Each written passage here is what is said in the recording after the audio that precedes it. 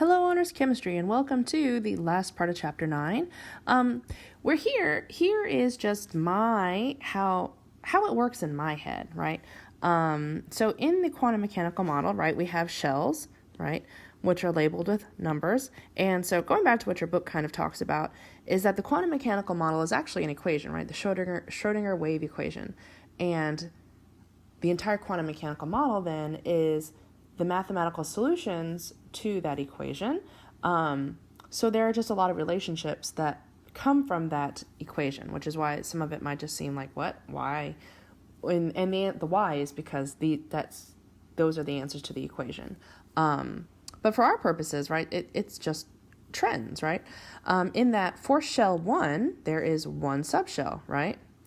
An S. And we always start with S. S is the lowest energy subshell closest to the nucleus, right? For shell 2, I have 2 potential subshells. For 3, I have 3 potential subshells, and that trend continues, right? Now, again, going back to what we talked about before, subshells are composed of orbitals, right? An S subshell is composed of 1 orbital.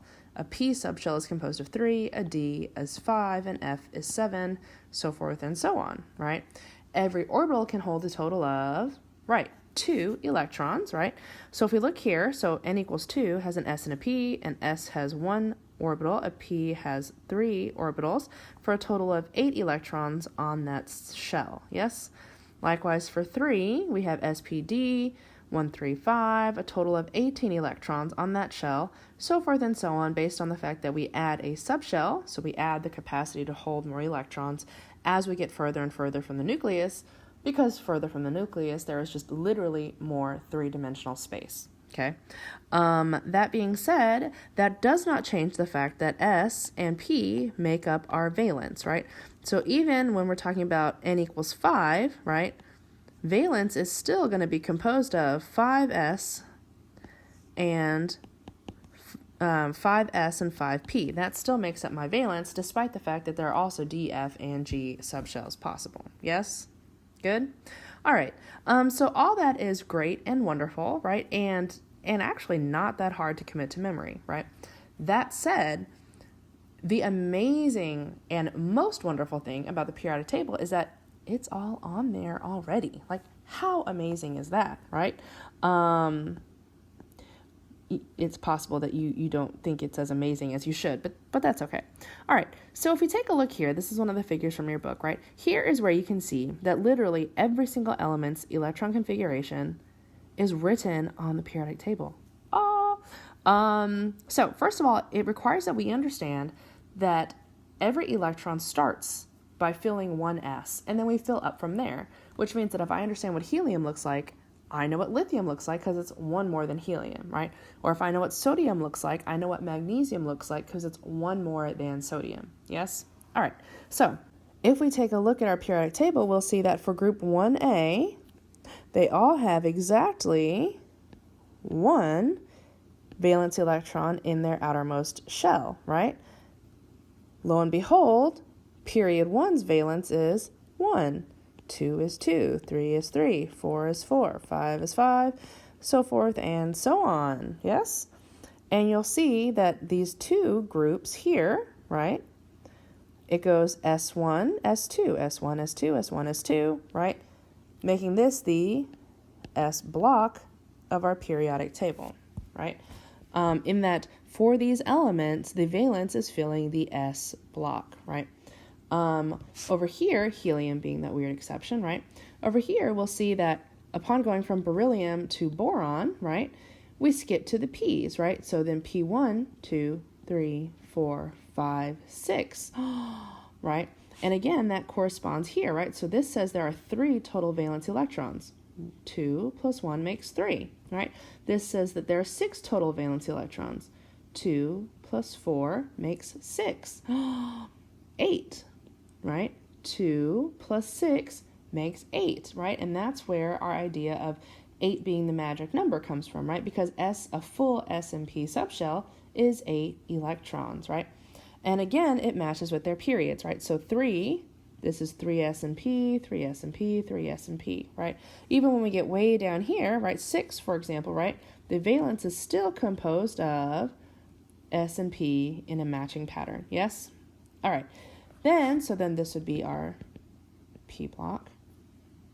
Over here in orange, we have our D block. So important to remember, right, that D's are just weird, right? We fill S and P, and then we actually move on to the next shell before we take a step back to fill our D's, right? If you think back to our filling order from any of the diagrams before in sections 9.6, I think, and 9.7. So here, though, so what's important to remember is that if my outermost shell is 4, then my D's are going to be 3, yes? And it fills 1, 2, 3, 4, 5, 6, 7, 8, 9, 10. For the most part, there are some weird things there, but you're not expected to know those exceptions. Or for period 6, for example, right? Valence is still 6, but the D's are going to be back 1, right?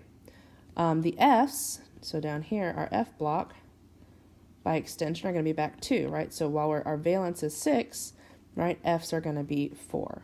Yes? Makes sense? Which means that every single element is on the periodic table, right? And we don't have to think very hard about how to write its electron configuration. Okay, so that said, let's talk a little bit about periodic trends. So here, this is the periodic trend for atomic size or atomic radius. The beauty is that once we know the trend for this, we can rationalize everything else based on this one, which is awesome, right? So here we see that the size of atoms increase down a group, right? Which, if we think about that, right, what changes as we go if we think about the electron configuration from here to here to here? If we look here, right, we go from outermost shell of 1 to 2 to 3, which means that we are adding shells, right? So as we add shells, by default, my atom gets bigger, right? Which is the same thing as if you add a coat, you're a little bigger. If you add 5 coats, you're even bigger, right? Same principle, right? As we add shells, where shells are the places where we can put electrons, by default, the atom must be bigger, right? As we go across a period, we'll see that the size of atoms tends to decrease, right? That trend is a little bit harder to wrap your mind around, right? Because it's got to do with some other things, right? But if we think about what happens as we go across a period, right, we are increasing the number of protons, right? And we are increasing the number of electrons on the same shell, right? Which means that if we are increasing the number of protons and increasing the number of electrons on the same shell, it's kind of like saying there is a stronger force of attraction, yes? If we are increasing the protons, all of which are just in the nucleus, so those can't move, right? And increasing the number of electrons on the same shell, then that's like increasing the force of attraction between the valence and the nucleus, right? Increased force of attraction between the valence and the nucleus. And if there is an increased force of attraction between the valence and the nucleus, then that valence gets pulled in just a little bit more tightly. And as it gets pulled in, we see that by the atom being smaller, yes? All right, so now we have the explanation for why atoms get bigger going down a group, smaller going across. Then we can add that into the ionization energy trend, where ionization energy is the, right, energy required to remove an electron. Energy required, meaning energy that has to be put in, right? Endothermic, right, energy put in to remove an electron. And we'll see that ionization energy decreases as we go down a period, right? And what that says, if ionization energy increases, that means it's easier to remove, right? And if it's easier to remove, that means there's less attraction to the nucleus. Right? That's what that boils down to. It's easier to remove, which means less attraction to the nucleus because it's further away, right? And if we think about two magnets, the further away two magnets get, the less and less attraction there is between them. Yes? Does that make sense? All right. So then if we think about ionization energy tends to increase as we go across a period, why does that make sense based on what we said for atomic radius? Right. If the ionization increases, it's harder to remove. More attraction, which is what we just literally said, right? More attraction is the reason that the atom gets smaller, which is also why it's harder to remove an electron. Yes? All right. Last up, that brings us to metallic character trends, right? Where, what do we mean by metallic character? Right, the likelihood of losing an electron, right? So, on the periodic table, what is the most metallic element? Meaning the element most likely to lose an electron. Right, which goes hand in hand with what we just said here. Easiest to remove an electron, right there, based on ionization energy, right? And so we have down here, that would be the easiest to remove, yes? The least metallic element would go to, right, way up here, right? Same explanation that we just used. All right. Thanks for listening. Be good, and I will see you soon. Bye.